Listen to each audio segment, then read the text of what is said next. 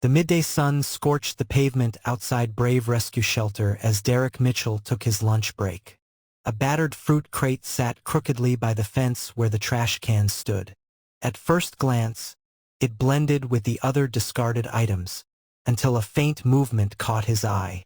Flies swarmed around the box, their buzzing the only sound in the heavy heat. Derek's work boots crunched on gravel as he approached. Inside, curled into the smallest possible ball, was a white German Shepherd puppy no bigger than his hand. Her matted fur clung to bony ribs, sticky with something dark. One front paw bent at an unnatural angle. When Derek's shadow fell across the box, the puppy didn't lift her head, just let out a shuddering breath that sounded more like surrender than a whimper. Derek's calloused fingers traced the words scratched into the cardboard. "Don't want her." The letters dug deep, angry slashes revealing how hard someone had pressed the marker. No explanation, no apology, just this brutal rejection left to bake in the California sun.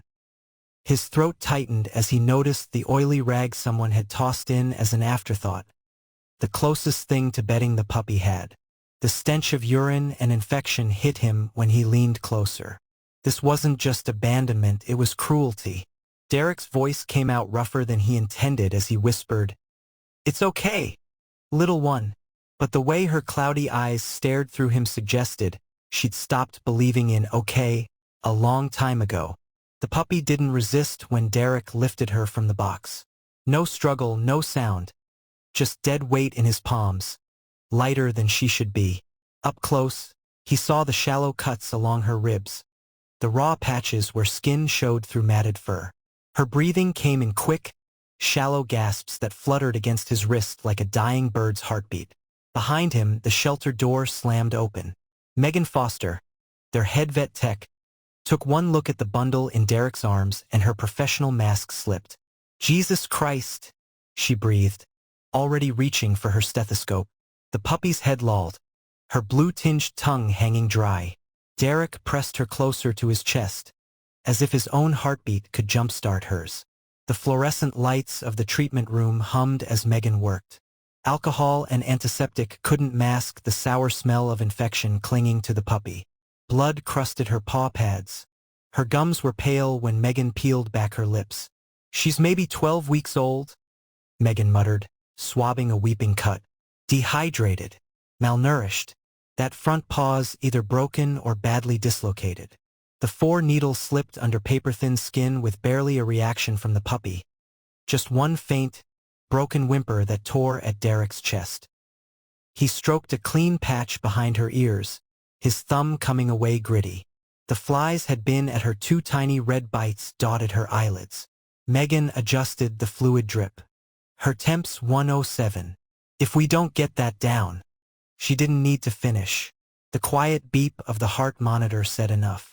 Derek's fist hit the counter, making instruments rattle.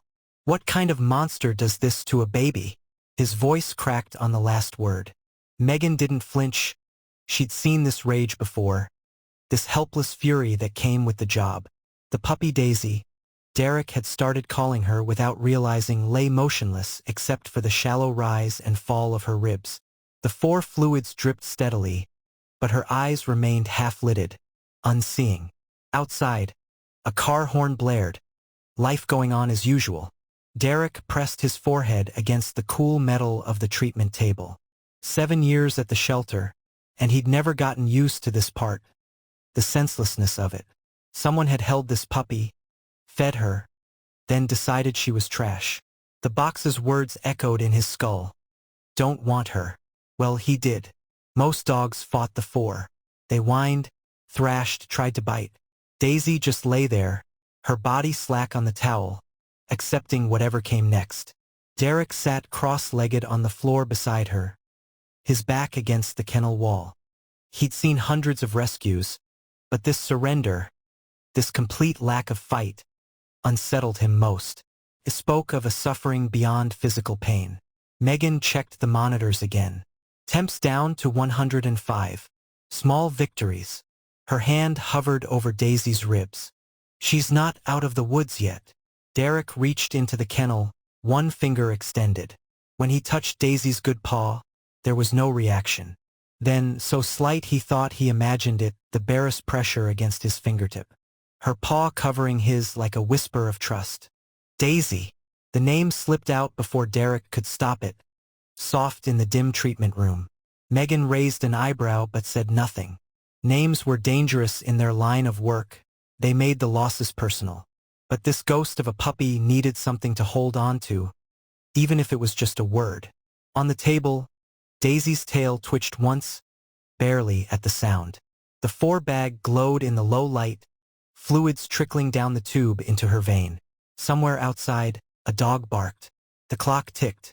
And in that quiet space between midnight and dawn, Derek made a silent promise to the broken creature before him.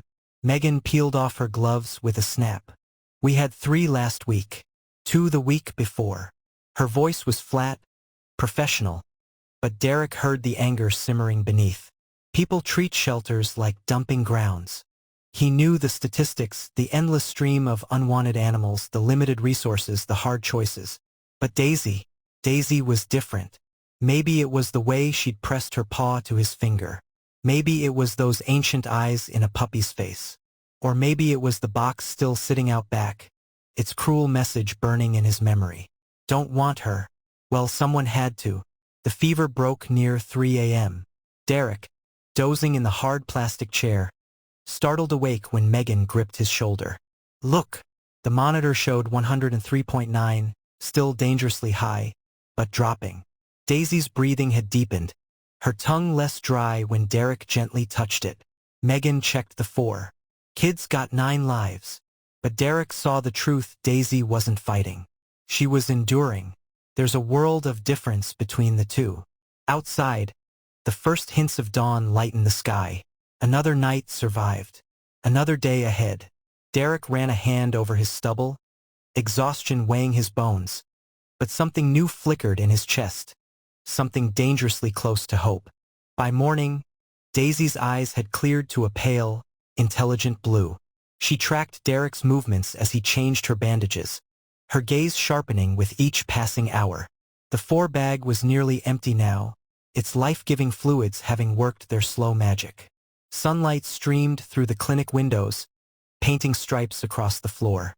Somewhere in the kennels, dogs barked their breakfast demands. Daisy turned her head toward the sound, ears twitching, her first real reaction to the outside world. Derek scratched behind her ears, feeling the new warmth in her skin. You're gonna make it, kid, he murmured. And for the first time since he'd lifted her from that cursed box, he almost believed it. The vet's words hung heavy in the sterile air as Derek stared at Daisy's fragile form. Her shallow breaths fogged the oxygen mask slightly with each exhale. The heart monitor's steady beep seemed too slow, too weak. Megan adjusted the 4-drip, her face grim. Her organs are shutting down, she whispered. We should prepare for. Derek's calloused hand settled gently on Daisy's side, feeling the faint heartbeat beneath his palm. Like hell, he growled. He pulled up a chair, determined to keep vigil through the long night. Somewhere around 2 a.m., when the shelter fell silent except for the hum of medical equipment, Daisy's paw twitched in her sleep, the first voluntary movement she'd made since arriving. A sliver of pale dawn light crept through the blinds when Derek noticed the change. Daisy's eyelids fluttered, then slowly opened to reveal clouded blue eyes focusing for the first time. Not the glassy stare of before, but actual awareness. She looked directly at Derek, her gaze traveling from his scruffy face to the hand still resting beside her. The heart monitor's rhythm quickened slightly. Derek held his breath as she lifted her head an inch from the towel. A monumental effort that ended with her chin dropping back down immediately. But it was enough. Megan, returning with fresh fluids, froze in the doorway. Well, I'll be damned, she breathed. That tiny movement held more promise than any medical chart. 3 days in, the infection finally broke. Derek sat on the floor beside Daisy's kennel, eating a cold sandwich from the vending machine. He'd just extended one finger through the bars absently when he felt it, the barest pressure against his skin. Looking down, he saw Daisy's good front paw deliberately covering his fingertip. Not an accident. Not a reflex, a choice. His breath caught. Across the room, Megan turned at the sudden silence. Seeing their connected hands, her professional mask slipped just enough to show the wonder underneath. "That's your first miracle," she said quietly. Derek couldn't speak. That single point of contact, warmer now than when she'd arrived, said more than words ever could. Daisy's tail gave one weak thump against the towel before she drifted back to sleep, her paw never leaving his finger. Derek rummaged through the donation bin in the storage closet, pushing aside chewed ropes and frayed tennis balls. His hand closed around something soft, a slightly dusty teddy bear missing one eye. Perfect. Back in the treatment room, Daisy lifted her head as he approached, her ears twitching with new alertness. Derek placed the bear carefully beside her. She sniffed it cautiously, then surprised them both by dragging it closer with her teeth before resting her chin on its head. Megan chuckled. "Guess we found her security blanket." Derek watched as Daisy's breathing slowed into a more peaceful rhythm, her nose tucked against the worn plush. That night, for the first time since her arrival, no nightmares made her whimper in her sleep. Just as Daisy began showing real progress, standing briefly, eating on her own, disaster struck. Derek arrived one morning to find her listless again, her surgical wounds oozing yellow pus. "Secondary infection," Megan diagnosed grimly, preparing another round of antibiotics, her systems too weak to fight it off. The fever returned with a vengeance, spiking to 105.8. Derek sat vigil once more, this time with ice packs around Daisy's small body. The teddy bear lay forgotten in the corner as she panted in distress. Outside, rain began pattering against the windows, nature's cruel joke mirroring the setback inside. When Megan mentioned the possibility of amputation for the damaged paw, Derek's stomach turned. But then Daisy lifted her head weakly and licked his hand, as if to say, "I'm still here." The shelter director's words hit like a physical blow. "Another $3,000 for the orthopedic specialist?" Maggie Sullivan shook her head. "Our budget's stretched thin as it is." Derek stared at the estimate in his hands, the cost to properly repair Daisy's twisted paw. Without it, she'd likely limp forever. That night, he sat in his truck outside the shelter, staring at his bank balance on his phone. Rent due next week. Car payment overdue. Then an idea struck. The next morning, a handmade sign appeared in the shelter lobby. "Daisy's Fund." Megan added the first $20. By noon, volunteers had chipped in another $150. But the real surprise came when a local news crew arrived. Having heard about the abandoned puppy fighting for her life, their evening segment would change everything. The leather collar had sat in Derek's dresser drawer for 3 years, untouched since Max's passing. That night, he took it out, running his fingers over the worn spots where his old friend's fur had rubbed it smooth. The tags jingled faintly, a sound that still made his throat tighten. At the shelter the next morning, he found Daisy attempting to stand on her own, her bandaged paw held awkwardly off the ground. When she saw him, her tail wagged weakly. Derek knelt beside her, the collar hidden in his pocket. "You remind me of someone," he murmured as she licked his stubble. The decision crystallized in that moment, though he couldn't bring himself to say it aloud yet. Some promises needed to be made in silence first. The storm raged outside, wind howling through the parking lot, rain lashing the windows. Inside, Daisy panted through another fever spike. Derek knew he should go home, get real sleep, but the thought of leaving her alone with the thunder, he dragged a sleeping bag into the treatment room instead. Around midnight, when the worst of the storm passed, he woke to find Daisy had dragged herself from her bed to curl against his side. Her body still burned with fever, but her breathing had eased. Derek carefully adjusted the ice packs around her without getting up, not wanting to disturb her. In the dim glow of the medical equipment, he watched her ribs rise and fall until dawn painted the room gray. That was how Megan found them, survivor and savior, keeping each other warm. The segment about Daisy's rescue and medical fund had barely finished airing when the shelter phone rang. A shaky teenage voice asked, "Is that the white German shepherd from the box?" Derek's grip tightened on the receiver. The boy, Kyle Jenkins, 17, arrived an hour later, his parents hovering nervously behind him. "I didn't know what else to do," he blurted out, tears streaking his face. "She got sick and I couldn't afford." His voice broke as he saw Daisy's condition through the treatment room window. What Derek expected to feel, rage, contempt, never came. Instead, he saw himself at 19, holding Max after his first seizure, equally terrified. When Kyle pressed an envelope of crumpled bills into his hand, $327 in lawn mowing money, Derek made a decision. "Come meet her," he said, leading the trembling teen inside. Kyle knelt beside Daisy's bed, his hands shaking. "I'm so sorry, girl," he whispered.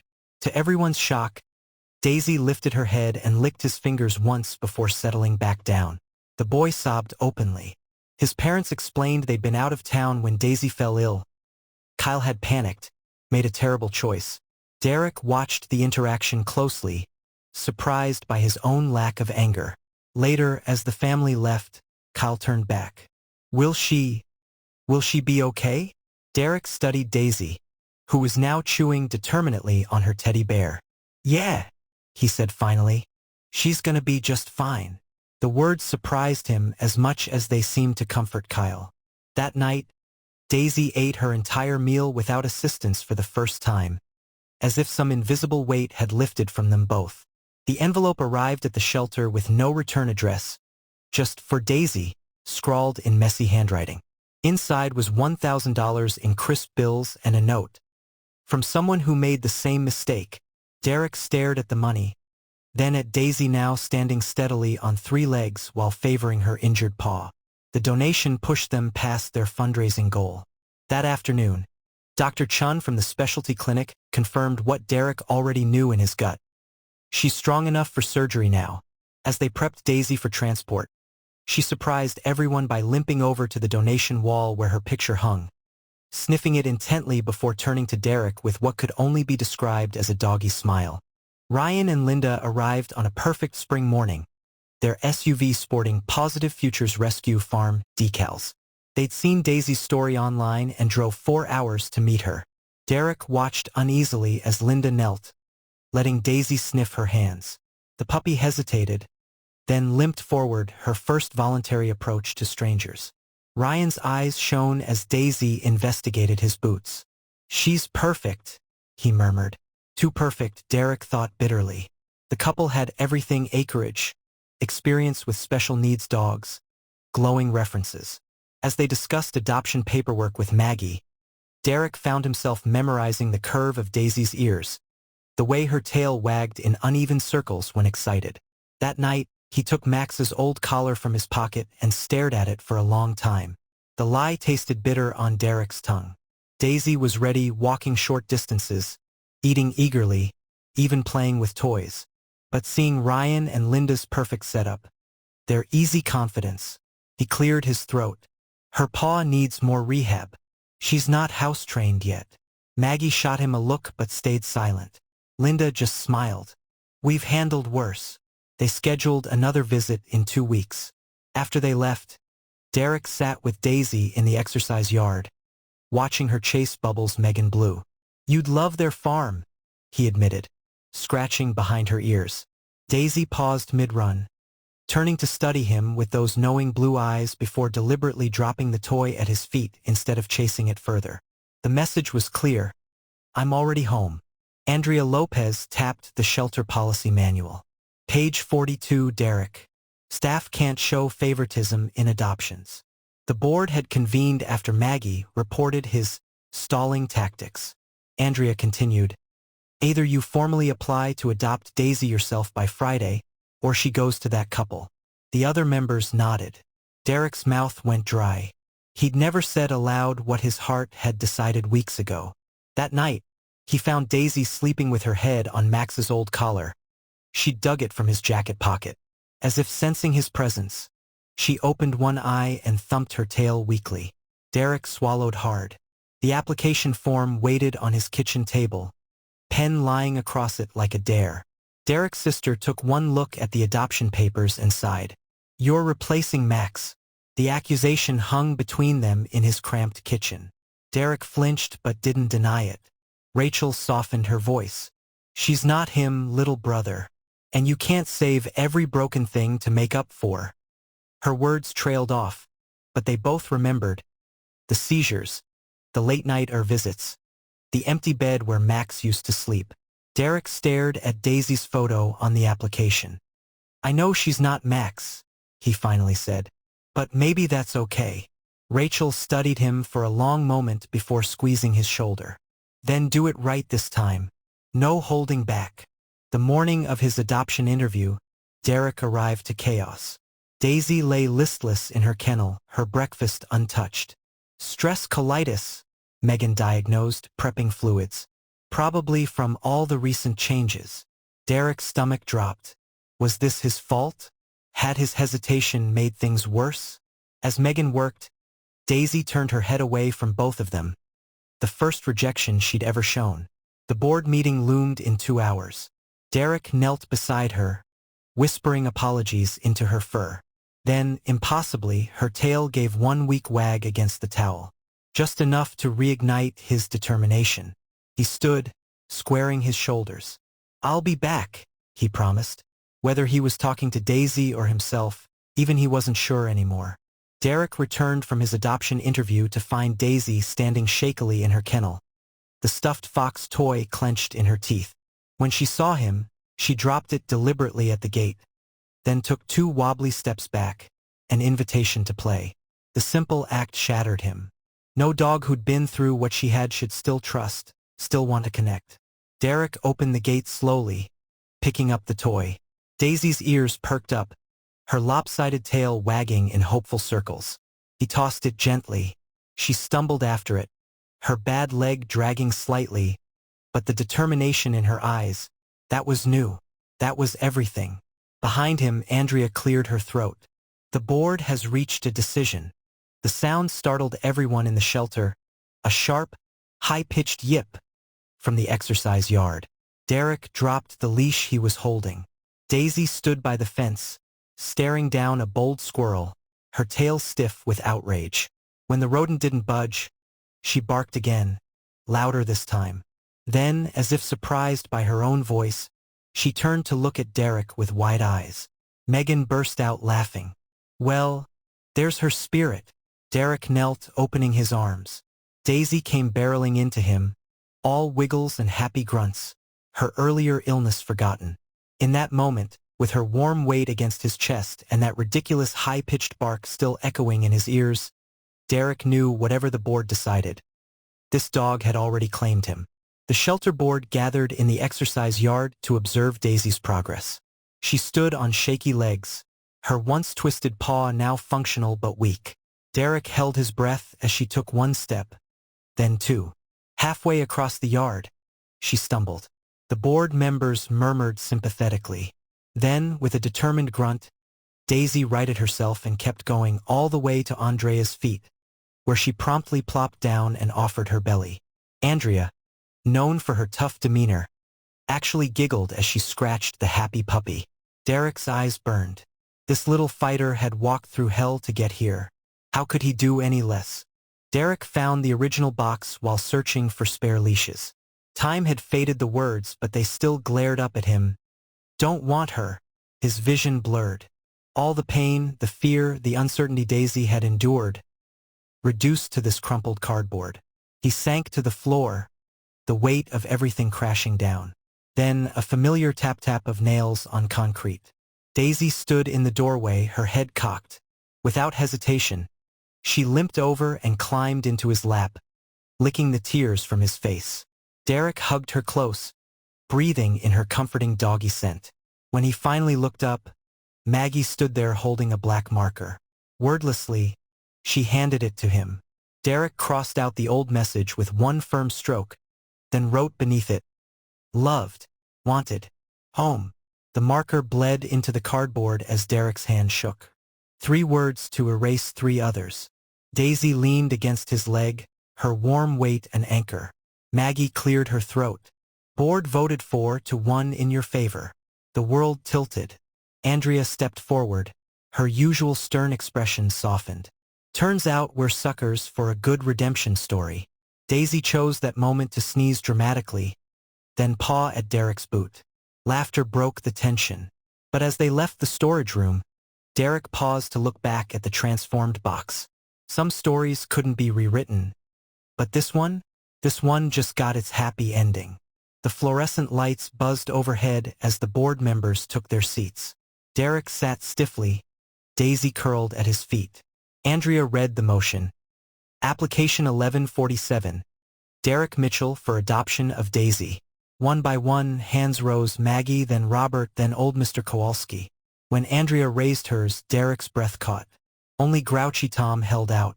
Then Daisy limped over and rested her chin on Tom's knee. The room held its breath. Tom sighed. Damn dog. His hand came up. The banging of the gavel echoed like a starting pistol. Daisy turned and leapt into Derek's lap, knocking the breath from him in more ways than one. The phone weighed 1,000 pounds. Ryan answered on the second ring. Derek? Everything okay with Daisy? In the background, Linda called. Is it the surgery results? Derek swallowed hard. She's staying with me. Silence. Then Linda's soft oh. Ryan's exhale crackled through the line. Guess we saw that coming. Their grace made the guilt worse. But then Ryan added, but you'll bring her to visit, right? We've got that wheelchair for disabled dogs she'd love. Derek looked down at Daisy, who'd commandeered his shoelaces. Every weekend, he promised, voice thick. Daisy's tail thumped approval against the floor. No adoption parade. No fanfare. Just Derek kneeling to clip a brand new leash to Daisy's collar. She sniffed it suspiciously before charging toward the exit, nearly yanking his arm off. Laughing, he let her lead. Past the intake desk, past the kennels where other dogs watched curiously. At the threshold, Daisy hesitated, the first time she'd seen the world since arriving in that box. A breeze ruffled her fur. Derek crouched beside her. Ready. She looked up at him, then at the parking lot, and took that first brave step forward. Behind them, the shelter staff erupted in cheers they pretended not to hear. Daisy circled the living room rug 3 times before flopping down with a dramatic sigh. Every noise made her ears twitch. The fridge humming, floorboards creaking, distant traffic. Derek watched from the couch, trying not to hover. At 2 a.m., a crash woke him.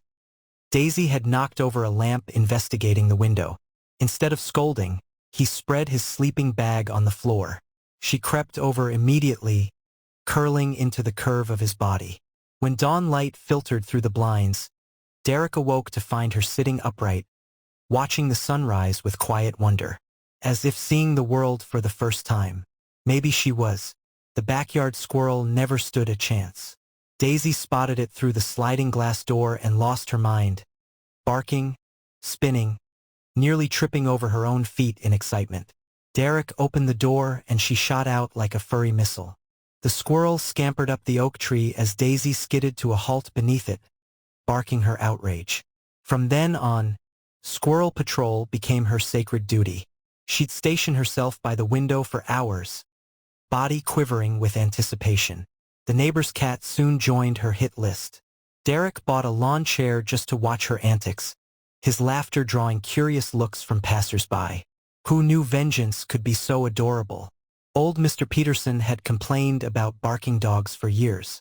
When he saw Daisy's limp, his scowl deepened. Another damaged one, Mitchell? Derek braced for conflict. But then Daisy did something extraordinary. She sat politely, offering her paw like the Queen of England. Mr. Peterson stared. Slowly, he reached out. Daisy licked his gnarled fingers once before flopping onto his feet. The old man's face did something complicated. Next morning, Derek found a handmade dog bed on his porch with a note. For the brave one. After that, Mr. Peterson saved table scraps for her, insisting they helped her gain strength. The transformation was almost as miraculous as Daisy's. Thunder shook the house at 3 a.m. Derek awoke to an empty bed. He found Daisy trembling in the bathtub, her fox toy clutched in her teeth. Without thinking, he climbed in beside her. The porcelain was cold, the space cramped, But as he stroked her ears, her shaking slowed. Lightning flashed, illuminating her wide eyes. Derek started singing, an off-key rendition of You Are My Sunshine his mom had sung during childhood storms. Daisy sighed, resting her head on his knee. When the storm passed, they both fell asleep there, her trust a greater gift than any good night's rest. Dr. Chen's eyebrows climbed as he reviewed Daisy's chart. Weight's ideal. Pause healing better than expected. He scratched behind her ears. Someone's been doing their exercises. Derek flushed with pride. The months of rehab, water therapy, massage, those ridiculous peanut butter licking games had paid off. Then the vet's tone shifted. Her limp might never fully disappear. Daisy chose that moment to leap onto the exam table, showing off. Dr. Chen chuckled. Then again, I've been wrong before. Outside, Derek didn't put her leash back on. Let the world see her lopsided gallop. Let them see the survivor she was. The boy looked older when he returned, hair shorter, shoulders squared. Daisy remembered him immediately, wagging her whole body in greeting. Kyle knelt, tears in his eyes as she covered his face in sloppy kisses. I'm so sorry, girl, he whispered. Derek watched from the porch, arms crossed. But when Kyle pulled out a hand-knitted sweater, my grandma helped. Something unclenched in his chest. As they walked the neighborhood together, Kyle asked thoughtful questions about her care. At the end, he hesitated. Do you think maybe I could volunteer at the shelter? Daisy nudged his hand, as if sealing the deal. Some wounds heal better together. Derek snapped the picture on a whim. Daisy sprawled belly up in a sunbeam. Her fox toy clamped triumphantly in her jaws. One ear flopped inside out. He posted it with the caption, from Don't Want Her to Wouldn't Trade Her for the World. By morning, the shelter's phone was ringing off the hook. A news station wanted an interview. A publisher inquired about a children's book. But the real magic was in the comments. This gave me the courage to adopt a senior dog today. My rescue pup has the same crooked ear. Daisy, oblivious to her fame, continued chewing her toy, but Derek saved every message in a folder labeled Proof of Good. The envelope was postmarked from a town Derek didn't recognize. Inside, a shaky handwritten note. My brother saw Daisy's story. He'd been planning to end things. Said nobody comes back from being broken. Then he saw her picture. Yesterday, he adopted a 3-legged pit bull named Tank. You saved 2 lives that day. Derek read it 3 times before tucking it into Daisy's scrapbook. That night, he buried his face in her fur and cried, not from sadness, but from the staggering truth that love ripples outward in ways we never see. Derek hadn't visited the little memorial stone beneath the willow tree in years, but Daisy led him there one autumn afternoon, her nose pressed to the ground as if following a scent. When they reached the weathered marker, Max, loyal to the end. She lay down beside it with a sigh, her chin resting on the cool granite. Derek knelt, running his fingers over the engraving. Daisy licked his wrist once, then closed her eyes, as if to say, I'll keep watch now. The leaves rustled overhead, and for the first time since Max's passing, the memory didn't sting. Derek went overboard. A stocking-embroidered daisy, a wrapped rawhide shaped like a candy cane, even a ridiculous reindeer antler headband, which she tolerated for exactly 12 seconds. But the real gift was watching her discover snow, bounding through the powder, snapping at flakes, then racing back to shake icy clumps from her fur onto Derek's lap. Later, curled by the fire, she nudged a poorly wrapped present toward him. Inside was her favorite squeaky toy, slobbery and well-loved. For me? He teased.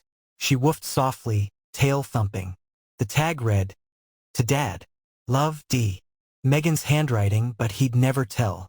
Purpose for certification. The form blinked on Derek's laptop. Daisy snoozed at his feet, her bad leg twitching in a dream. He typed, To prove that broken things still have value. To sit beside those who feel discarded and say, without words, Me too. When they aced the evaluation, even the stoic tester wiped her eyes. Their first hospital visit was to a pediatric ward. A tiny girl with 4 tubes reached out. Daisy pressed her forehead to the child's palm and held perfectly still, as if she'd been doing this her whole life. Derek woke to frantic barking and an odd smell. Smoke. The kitchen outlet sparked, flames licking the curtains. Daisy dragged him by the pajama sleeve toward the door, her bark sharper than he'd ever heard. Outside in the freezing dark, 911 on speaker, he hugged her shaking body. The firefighter later said, 5 more minutes and the ceiling would have gone. Reporters called it a miracle. But Derek knew the truth. Love makes heroes out of all of us. That night, he moved Daisy's bed permanently next to his.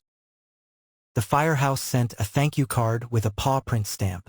Inside, a photo of their crew with their new mascot, a rescued Dalmatian named Ember. Inspired by Daisy, the caption read. At the station's open house, Ember and Daisy became instant friends, tumbling across the truck bay while kids giggled. One shy boy whispered to Derek, "I want to be brave like her." Derek handed him Daisy's leash. Pro tip: bravery's just love with its teeth showing.